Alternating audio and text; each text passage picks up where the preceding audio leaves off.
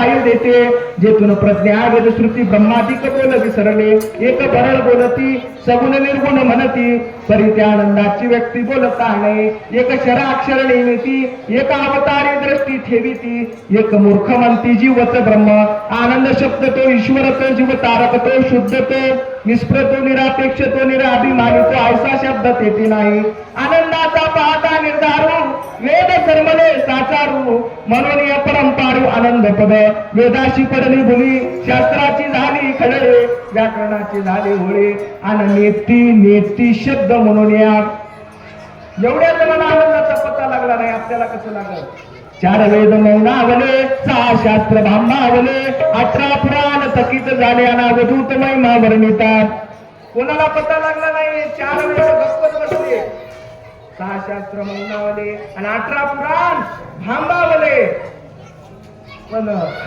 महिमा वर्णन करणं झालं नाही शेषाच्या जिभा झाल्या 2 सापाच्या कोणत्याही जिभा 2च होतात एक आहे काय नाही ते वर्णन करता करता 2 होऊन गेले आणि अशा आनंदाची भक्ती कोण केले अकरा दिवशी अनुसया मातेने केले किती वर्ष केले 60 सहस्त्र वर्ष अनुष्ठान करीते झाले दोघे जण आकाशवाणी आनंद लक्ष पडावला आणि आली आज्ञा अविनाशी महाराज त्या अकरा दिवशी आणि अनुसया मातेने किती दिवस तपश्चर्या केली 60,000 वर्ष तपश्चर्या केली आपली भक्ती 4 दिवसाची काही तर मागण्या भरपूर होऊन गेली मला पोरग होऊ द्या विहिरीला पाणी लागू द्या महाराज 16 एकर झाले 4 पोरामध्ये अजून 4 एकर घ्यावा म्हणालो म्हणजे 5-5 एकर होते आपल्याला ये देवाला मागता आपण मागायचं काहीच नाही अनंत ब्रह्मांड उलवून द्वादश मंडळाचा केव्हा कवना अनंत शून्य मागे सारून आणि आलो तुझं कारणे महाराज म्हणले मी अनंत ब्रह्मांड उलगडून तुझ्यासाठी आलो क्षीरसागर सुंदर आणि कैलास शिखर शुद्ध वैकुंठ मनोहर सत्य लोक ब्रह्म्याचे स्वर्ग लोक उलवून पाहिले गणाचे भुवन अष्टदेव योनीचे स्थान आलो कर्मभूमी वरे आत्री अनुसया पुण्य पवित्र ती जाणती गा सकळ सूत्र तिने उद्धरिले कुळगोत्र आणि दिगंबर नाम स्मरणे भक्ती करत असताना भक्तीमध्ये नवरा आणि बायको दोघांची विभक्ती पाहिजे एकट्याची जमना बायको म्हणाली जाऊ किवळ्याला कीर्तन आहे नवरा म्हणाला काय करायचं आहे घरी झोपी जाऊ थंडी वाजायला जमना बायको म्हणाली घरी झोपूत नवरा म्हणाला कीर्तनाला जाऊ ते जमना भक्ती करत असताना भक्ती मध्ये दोघाच बी एक मन पाहिजे जेथे दोघाचे एक मन जेथे दोघाचे एक मन तिथे बापा रे वेगळा तिथे बापा रे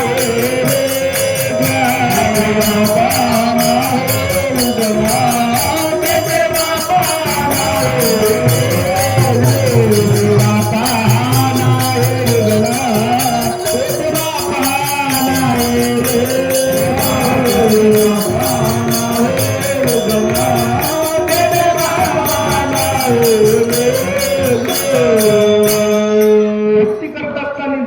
मन पाहिजे नवरा बायकोचं जेथे दोघाचे एक मन आणि तेथे बाप्पा नाही जिंकलं दत्त महाराजाला जर घरी आणायचं असेल नवरा बायको दोघाला ती भक्ती करावं लागते एकट्याचं जमणार काम एकट्याचं नव्हतं दत्त महाराज एकट्याने येणार संन्यास वेश घेऊन उभा क्षीरसागर भुवनी नारायण शब्द मुखी वाणी बोलताशे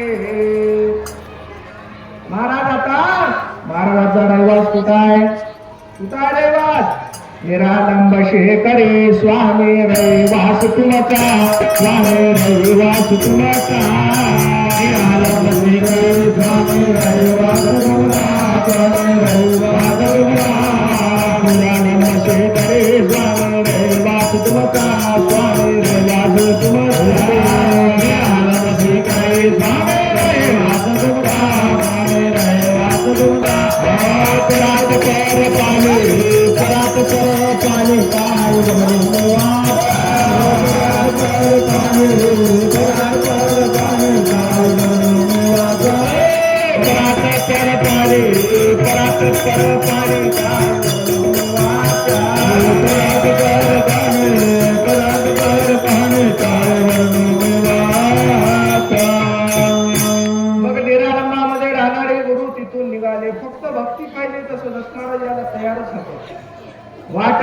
शुद्ध लक्षणी चारावं भाग जावे वेगळे. दत्त महाराज वाटच बघाले बाबा बोली तिथून कवा जाऊ, फक्त बोलवणार पाहिजे. माशी हा काय केल्याबरोबर महाराज तिथून निघाले आणि निघाल्या बरोबर निरालंबावून निघाले, ब्रह्मसृष्टीमध्ये आले 40व्या पदाला. मात्र अनुसूया कुठं राहत गेली, राहे मुक्तीपुरीस कोरी भूमिका आश्रमाजीचा वशे. संसारी सती दक्ष लक्ष पतीच्या शब्दाची मानी कसे. अनुसूया कुठं राहत गेली, कोरी भूमिका आश्रम जिथं आहे तिथं अनुसूया माय राहत गेली. कोरी भूमिका कुठं आहे बापू, आपल्याला वाटतं कुठेतरी जागाच आहे काय कोरी भूमिका, ते जागा नव्हे, संसार म्हणजेच कोरी भूमिका. तुमच्याकडेच काम आहे देव आणायचं, संसारामधल्याकडच देवाला आणायचं काम तुमच्याकडेच आहे. आणि आणलेल्या देवाला काढून देण्याचं काम मी तुमच्या जवळच आहे. देवाला तुम्हाला आणता बी येते आणि आणलेल्या देवाला कटाळा आला की काढून बी देता येते. दोन्ही काम आपल्या जवळ आहे. अनुसूया माय कुठं राहत गेली, कोरी भूमिकामध्ये. आणि काय होतं, पतीच्या शब्दाशी मानी तसे. नवरा जे बोलल तेच खरं, बाकी सगळं खोटच. आता आमची माणसं चढणं हो म्हणा बघे समजलं, तुम्ही बी संध्याकाळी नेजीन खेळ जेवला नाही घरला, तसं पतीच्या शब्दाशी मानी तसे. कसं मानावं म्हणायचं पतीच्या शब्दाला, माणसं बी तशी पाहिजे, बायको बी तशी पाहिजे, तर कुठेतरी संसाराला एक गोडी प्राप्त होते. नाहीतर म्हणलंच मग संसार सागरा दुस्तर भ्रांती माया पुरा कैसा उतरू मी अपार चिंता पडली देवाला करावं लागते. शादता दुर्गर माझे चिंता तुझं बी नमत कोण तारिता नदिशे सर्वता काय म्हणालाय, अविद्या बघ डोळे कासाईस झालो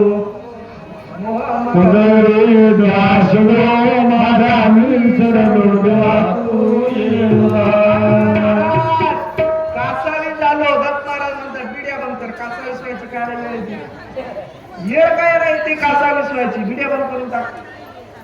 आम्ही ते करतात. दत्त महाराज तयारच होत, देवा तू ये बा धावा महाराज पतीच्या शब्दाला मान. आता काय माई काय करतात, नवऱ्याला घरी जेवायला सोय नाही, निघाले तीर्थयात्रेला.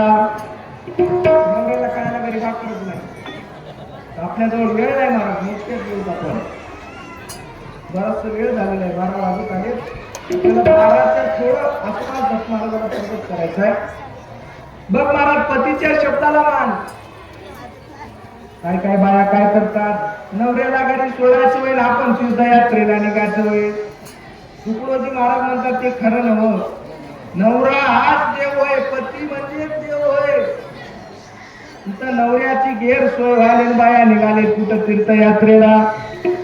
सुहागन तीर्थ करणे चले, सुहागन तीर्थ करणे चले, तीर्थ करणे तीर्थ करणे पति के सिर पर मौजा देकर, पति के सिर पर मौजा देकर हाताई लावत फुले, हाताई लावत फुले. तीर्थ करणे चले, सुहागन तीर्थ करणे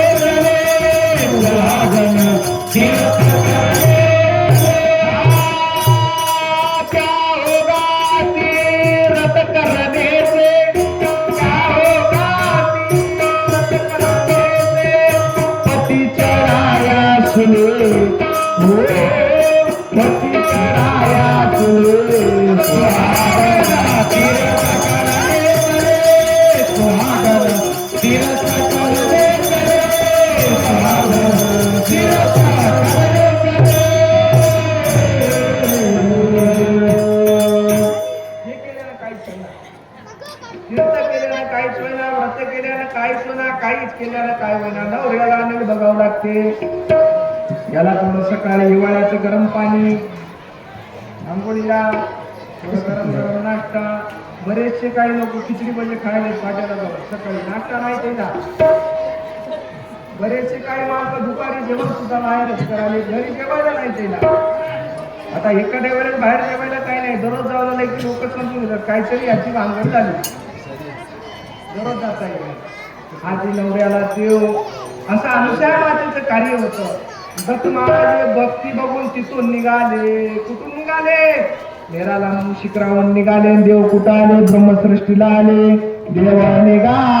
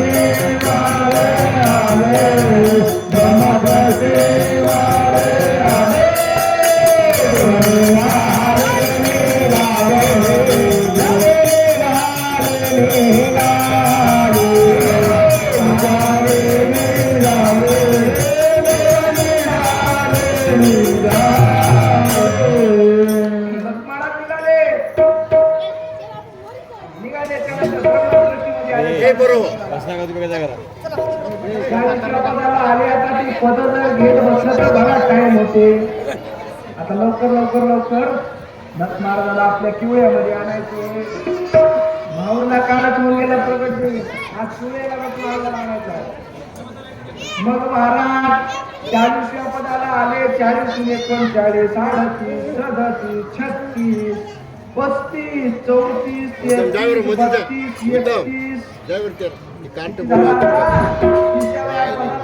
आल्या बरोबर लागली दिव्य सृष्टी. दत्त महाराज ब्रह्मसृष्टी ओलांडले, दिव्य सृष्टीमध्ये आले. देव